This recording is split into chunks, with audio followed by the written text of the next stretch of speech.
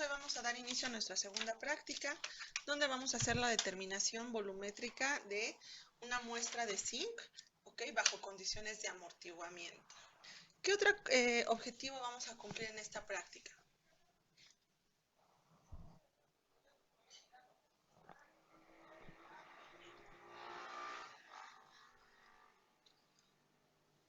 Cuando me refiero a otro objetivo, bueno, es porque vamos a determinar zinc, pero ¿qué más vamos a poder determinar con esta práctica? ¿O qué más vamos a aprender de esta práctica? Según lo que ustedes leyeron en su parte de la metodología, de la introducción.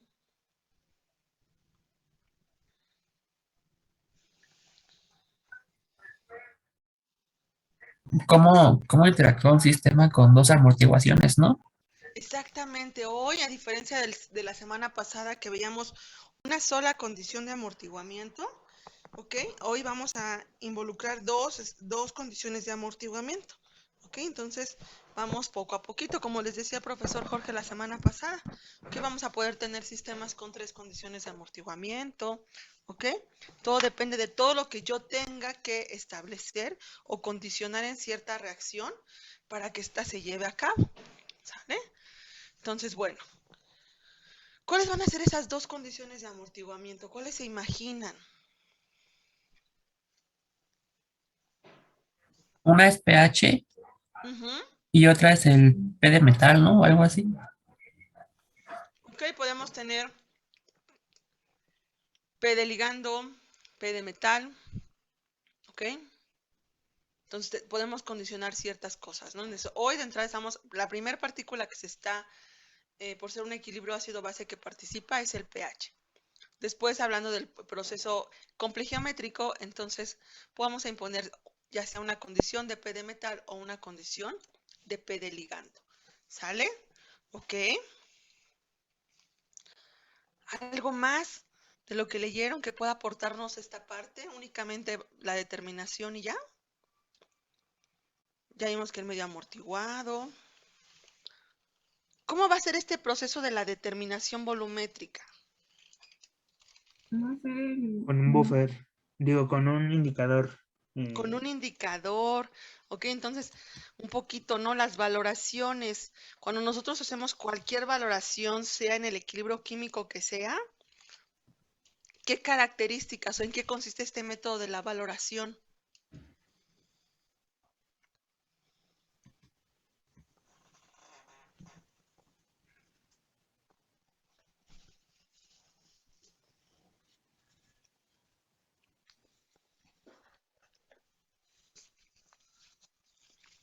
¿Una idea?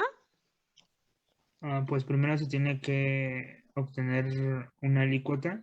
En este caso, como decía Emanuel, lo que hacemos es aforar 0.05 gramos de Antes de la óxido de zinc. preparación, la pregunta era cualquier valoración. ¿Cómo sé que estoy haciendo un proceso de valoración o qué requisitos debe de tener mi sistema para que yo pueda determinarlo por este método de cuantificación? ¿Qué es una valoración? O sea, ¿en qué consiste? Independientemente de lo que vayan a hacer hoy, o sea, una valoración. Cuando ustedes ven y dicen, voy a hacer una valoración, es porque mi cuantificación se lleva de cierta manera, o sea, o por qué utilizo esto, ¿qué es? ¿A qué se refiere hacer una valoración?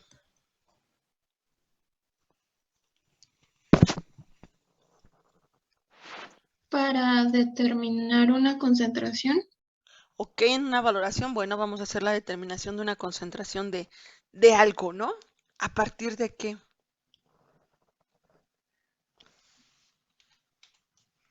De conocer la concentración de otra sustancia.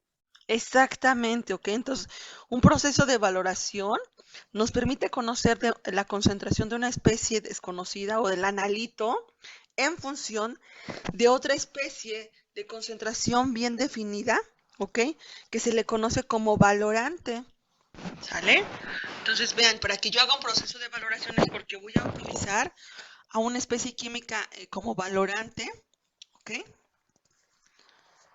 y que de ese debo de conocer perfectamente su concentración y que además en este proceso de valoración se debe asegurar que hay una reacción química de por medio, una reacción química con características cuantitativas, espontáneas, de cinética rápida. No puede ser cualquier reacción, ¿ok? Entonces, hoy ya estoy aprendiendo esta parte, ¿no? O sea, el método de cuantificación que yo voy a utilizar es una valoración. Ay.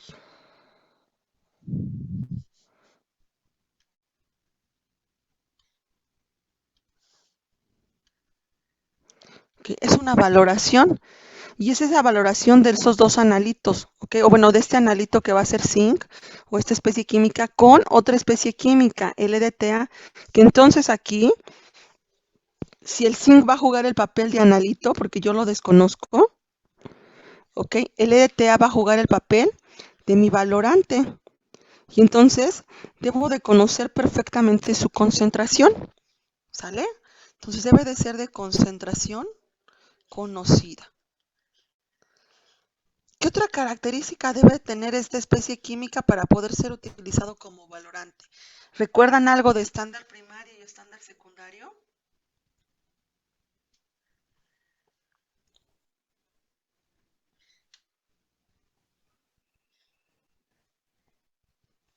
Creo que uno de los requisitos era que tuviera alta pureza. Alta pureza, ok. Que si estamos hablando de que a partir de esta especie debe de tener una concentración bien definida, es porque el reactivo que yo utilice para preparar esta solución debe ser un reactivo de alta pureza, ¿ok? Entre algunos requisitos van a encontrar un alto peso molecular, que sea estable al ambiente, o que si nosotros le podemos eliminar la humedad posible, ok, a ese reactivo, al ser calentado en la estufa, no cambie sus propiedades químicas, siga siendo EDTA, porque recuerden que hay especies químicas que al meterlos o a someterlos a cierta temperatura, pues estos cambian a veces su composición química. Entonces, asegurarnos de esta parte, ¿no? Que la eliminación de humedad de agua en esta especie química, bueno, no altere su estructura como tal, ¿ok? Entonces, por eso existen dos tipos, uno que es mi estándar primario y otro que va a ser mi estándar secundario, ¿ok? Habrá algunos reactivos que nos permitan o que sean capaces de tener todas las características de alto peso molecular, inalterable al medio ambiente, ¿ok? Y todas las demás características que ustedes ya conocen de un estándar, ¿ok? Pero a veces no es posible que todos cumplan con estas características y entonces, ¿ok? Necesitamos que cuando no cumple con estas, pero cumple con la mayoría, se le llama estándar secundario y entonces, ¿ok? Debe de ser estandarizado con un estándar primario, ¿ok? Entonces, a través de una especie química, si este no cumple con las características de ser estándar primario, entonces cumple con las de secundario, lo estandarizamos. Esto significa que determinamos su concentración específica a través de una especie que sí tenga las características correspondientes, que yo pueda hacer, que lo pueda utilizar pesándolo directamente en mi balanza, que no tenga que hacer ningún otro procedimiento. En este caso el EDTA, bueno, tiene las propiedades para poderlo utilizar como estándar y pesarlo directamente. ¿Sale?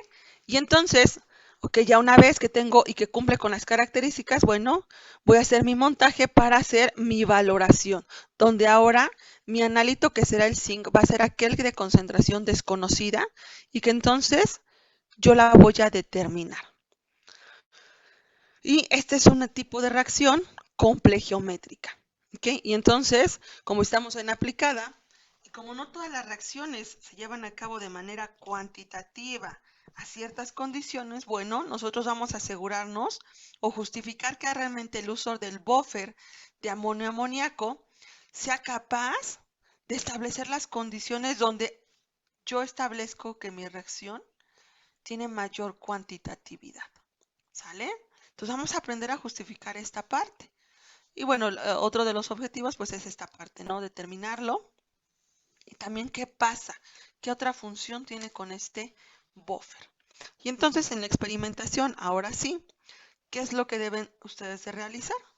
Bueno, nosotros en el laboratorio, cuando estamos ahí, ustedes llevan una muestra de óxido de zinc, que realmente a veces Hay muchísimas variedades de muestras de óxido de zinc, en pasta, en polvo, pero siempre les especificamos, por favor que sea un polvo y a veces de cierta marca, porque aunque dice óxido de zinc, luego trae una cantidad tan pequeñita o el tipo de excipientes que traen no permiten la solubilidad de la solución de la muestra. Entonces a veces o traen color y entonces el tipo de valoración que vamos a hacer el día de hoy puede alterar. Pero regularmente nosotros ya sabemos qué muestras sí nos funcionan. Y entonces una vez que ustedes tengan su polvito, dependiendo qué tan fino, qué tan granulado sea este polvito, bueno, lo sometemos al mortero para que entonces generar ese polvito bien, bien, bien finito. Y una vez que lo tenemos, pesamos la cantidad que son 50 miligramos. ¿Ok? 50 miligramos o en el caso de mi balanza analítica, que ¿cuántas cifras significativas tiene? 4. 4 cifras significativas. Entonces cuando yo vaya a mi balanza, pues voy a ir a pesar los 0.05 gramos más las otras cifras correspondientes, ¿no? 0.0500 sería lo ideal pesar, pero pues a veces es complicado. Entonces, siempre es importante que ustedes cuando toman el peso de su balanza, ¿okay?, nos reporten estas 4 cifras significativas. Porque luego, ¿qué pasa? Que ustedes pesan 0.0508, ¿no? Y cuando les preguntamos, ¿cuánto pesaron? 0.05. 0.05. Sí, mi balanza decía 0.05. Ok, y las otras dos, es que era 0.08. O sea, no, todo esto se considera, ¿ok? Porque a veces también van y pesan y 0.0598. Y ustedes dicen, no, sí pesé los 0.05. ¿Okay? Pero está este exceso, que casi con este exceso llegan al 0.06. Entonces es importante considerar lo que realmente se pesa en la balanza. ¿Ok? Entonces, bueno,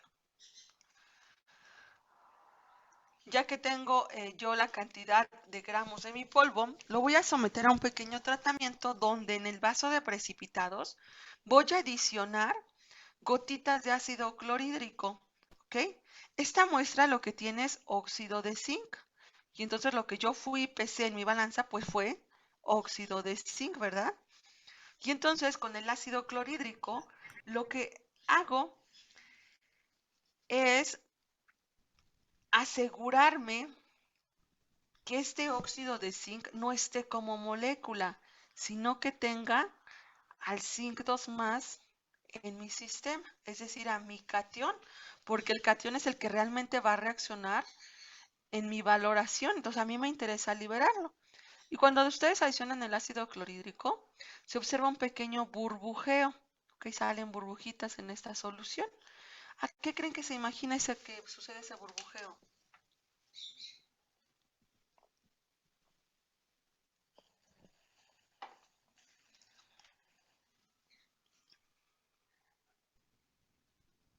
Todos conocen el oxígeno, ¿no? Sí. Si tengo óxido de zinc, tengo zinc, burbujeo, pues algo, cuando hay burbujas es porque algún gasecito se está desprendiendo, ¿ok? Entonces el ácido clorhídrico lo que hace es provocar ese burbujeo, esa efervescencia, ¿ok? Y entonces con esa pequeña adición son gotitas, o sea, no son ni mililitros, son de 5 a 10 gotitas. Verifico que ya no haya más efervescencia y con esto aseguré que el zinc realmente ya está como catión. Una vez que ya aseguré que está como catión, que ya no hay efervescencia como tal, ahora sí, lo llevo al aforo, ¿ok? Con, con agua, ¿no? Con mi disolvente que estamos en medio acuoso y entonces llego a mi línea de aforo, ¿sale? Y entonces, ¿cómo es mi línea de aforo? ¿Cuándo sé que yo ya llegué a esa línea de aforo? ¿Cómo debo de tomar lectura? Observando el menisco. Observando el menisco, ¿cómo debe de quedar el menisco? Me parece que la parte de abajo del menisco, o sea, como la curvita, La pancita. Ujú. ajá, la pancita debe quedar en la línea de aforo. Ok, entonces debe de quedar así, ¿verdad? ¿Y usted dónde va a hacer la medición correcta? Pues lo correcto sería el matraz sobre la mesa y nosotros como a la altura, ¿no? Ok, podría ser así. O si usted lo ve ahí, es un intento de ojito. Ok. Entonces, ¿cuál es la manera correcta de hacerlo? Siempre nosotros en el mismo ángulo, ¿ok? Siempre, siempre que nuestro ojo esté a la altura del matraz, ya sea que yo eleve el matraz, ¿ok? Lo ponga a mi altura, ¿ok? O lo dejo sobre la mesa, pero entonces yo tengo que ponerme a esa distancia de manera, ¿ok? A la misma distancia, no viéndolo desde arriba, no viéndolo desde abajo, ¿ok? Siempre a la misma distancia. ¿Cómo, cómo sé que estoy a la altura correcta? Cuando esta línea de aforo, ¿ok? Se ve una sola. O sea, yo lo pongo en la altura donde solamente veo una línea. No veo la parte de atrás, ¿ok? De mi matracito. Eso es importante, ¿ok? Entonces ya lo llevé a mi aforo y posteriormente, ¿ok? Voy a tomar ciertas alícuotas de esta solución de 25 mililitros. Eran 25, no eran 250. Ok, 25 mililitros. Entonces voy a tomar alícuotas. ¿Cuántas alícuotas? Bueno, las que sean necesarias, pero cada alícuota debe de tener, la voy a medir de 5 mililitros, ¿ok? Y lo voy a realizar con una pipeta volumétrica, ¿ok? Porque es lo que yo quiero cuantificar. ¿Sale? Y entonces coloco en mi vasito, ¿ok? Mis 5 mililitros de mi alícuota y posteriormente le voy a adicionar 2 mililitros de mi buffer, ¿ok? Esos 2 mililitros de buffer que tienen cierto pH establecido, ¿ok? ¿De qué pH es preparado mi solución buffer? ¿Qué dice su manual?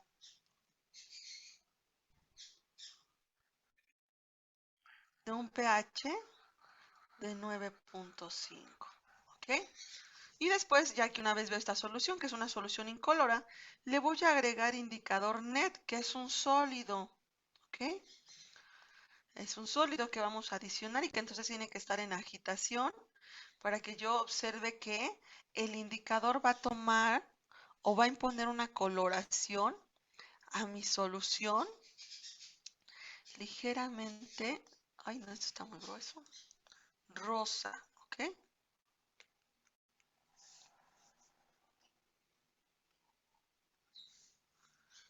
En la literatura, si ustedes checan los colorantes de los colores de su indicador, bueno, les dirá rojo, pero a veces es difícil llegar a ese rojo que dice la literatura. Entonces observa un color rosadito. ¿Y qué va a pasar? Bueno, que mi valoración, que va a ser una valoración visual, ¿ok? Ya vimos que es un método de cuantificación por curva de valoración y que es una valoración visual, ¿ok? Porque tenemos de dos tipos, las valoraciones instrumentales y las valoraciones visuales. En el caso de las instrumentales, bueno, vamos a medir una propiedad. Y en el caso de las visuales, hacemos uso de un indicador, ¿ok? Que nos permitirá ver o observar un cambio en esa solución, que en este caso es un cambio de color. ¿Sale? ¿Dudas hasta ahí?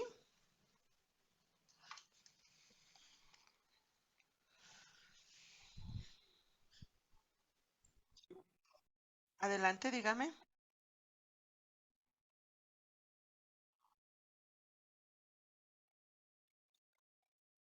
Ok, que observemos el color, o sea, vamos a agregar granitos, o sea, es una pizquita de indicador, o sea, tomamos la puntita ¿cómo se llama? De la espátula y adicionamos un poquito, agitamos y observamos el color. Si vemos que ya tiene un color fuerte que nos permita ver el cambio, lo detenemos. Pero si ves un tono muy, muy, muy, muy clarito, que apenas si ustedes alcanzan a percibir el rosa, va a pasar lo mismo con el cambio de color. Entonces, si su ojo no le alcanza a percibir bien el rosa, entonces tenemos que adicionar un poquito más. Regularmente cuando estamos en el laboratorio sí es un poco más al tanteo, ¿no? No hay como pese tantos gramos y colóquelo. No, es al tanteo. O sea, agitamos, agitamos, observamos color y verificamos. No, tampoco puede ser mucho. ¿Ok? Tampoco puede ser tanto indicador, porque pues eso sería un rosa bien, bien intenso y habría un problema para la detección del punto de equivalencia. ¿Ok? que ahorita vamos a ver por qué. Entonces es la cantidad mínima donde yo observo el color. ¿Qué tanto? Bueno, o sea, que yo nada más observo el color y me detengo. Por eso tienes que adicionarlo poco a poco. ¿Sí? Ok. Bueno, entonces una vez que ya está clara la experimentación, cómo es que se lleva a cabo, bueno, pues vamos a analizar, porque yo de esta solución, ok, ese cambio de rosa se va a tornar a un cambio de color azul, ok. De ese rosa pasa a un azul, y entonces en ese momento detengo, ok, la cantidad que yo estoy adicionando de DTA, que en este caso aquí en mi bureta tengo al de DTA, entonces detengo la adición y anoto el volumen, ¿ok? Que le conocemos como volumen de Vire. Entonces anoto ese volumen y entonces en ese momento yo con esta valoración visual obtengo lo que es el volumen o la cantidad de DTA necesaria que ya reaccionaron de manera estequiométrica con el zinc, ¿sale?